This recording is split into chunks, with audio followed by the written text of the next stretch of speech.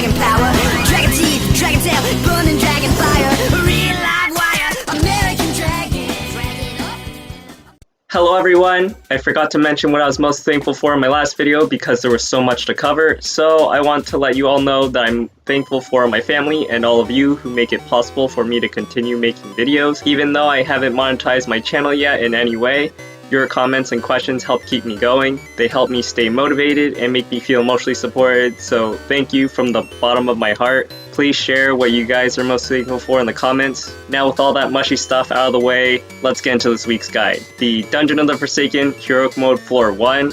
Firstly, to unlock Heroic Mode, you must defeat Eisenberg on Normal Mode. If you're still struggling with that, check out this video guide here. The first floor is fairly easy. It's about the same as regular mode, and it can be done with enough stuff that you can carry in a leather pack, so don't worry if you've lost your leather pannier or never got one. I recommend bringing 4 34 plus damage weapons, 2 50 plus damage weapons, 2 stacks of jerky, a stack of honey, and a stack of berry drinks or ale. Wear a set of tier 2 armor minus the shoes. Bring a tier 4 shirt and 3 extra tier 2 pants and 2 extra tier 2 shirts. You can see here is what I brought and here is what I have left over. You want to make sure you don't have too many items left over because you want to be able to take all the loot in the chest home. If you leave to store things from your backpack into the top floor with all the sarcophaguses, you will have to go through the dungeon again, and enemies can resurrect while you take your time putting things away,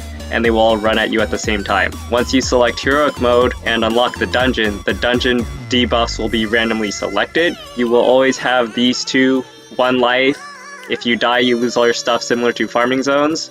And the dungeon will be locked for the remaining of the 4 hours. The only way to get out of the floor you are on is by leaving through the final chest room door. And the other effect is Risen by the Plague. Enemies can resurrect, and if they resurrect near you, it will black out your screen for about a second, so try not to fight near fallen enemies. There are no restrictions on how many times enemies can resurrect or cooldown time between when enemies can resurrect, so try to finish the dungeon as quickly as possible, otherwise you will use up too many weapons and armor. Watch this bullshit, hashtag content not for kids.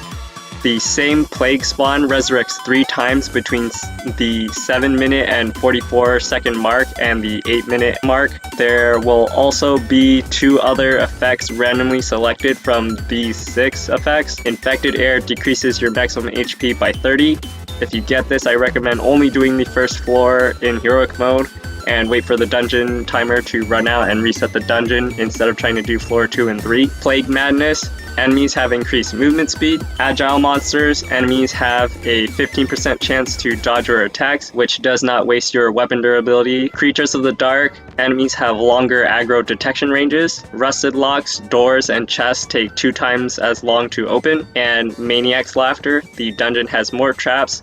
The traps are the same types you will find on the same floor, so for floor 1 there will be more tar and bear traps. When you're starting the dungeon, if you don't have enough extra space in your bag to put away your hat and gloves, the first chest you find, store some extra stuff away in it so you have space in your bag to put away your hat and gloves to save durability on them, and then proceed like normal. Be cautious as enemy exiles can still spawn in hardcore mode on the first floor. You can get the altar level 2 design here, the new scroll items, Edict of Exile and Scroll of Rain, prayer bells, and the new skill books. The Book of Fate can only be found in Heroic Mode floor 2 and 3, but those are much harder, so I'll make a new guide for that.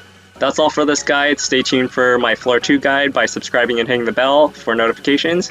If you like this video, please leave a thumbs up and share with your friends. Thank you all for watching, and remember, I will always love you.